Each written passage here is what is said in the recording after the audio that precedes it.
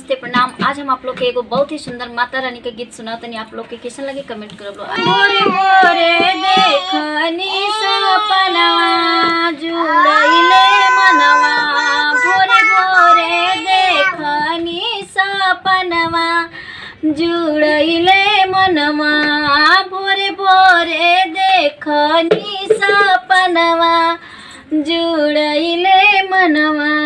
अंगना ले पावल देखनी कलसा धरावल देखनी, कलसा ऊपरा जरत दियनवा जुड़ाइल मनवा, कलसा ऊपरा जरत दियनवा जुड़ाइल मनवा। भोरे भोरे देखनी सपनवा जुड़ाइल मनवा।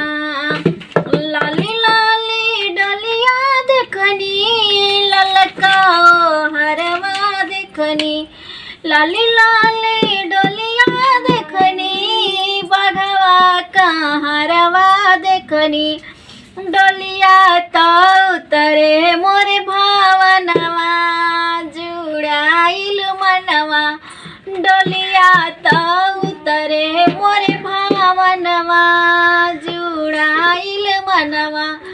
भोरे भोरे देखनी सपनवा जुड़ाइल मनवा। बढ़िया।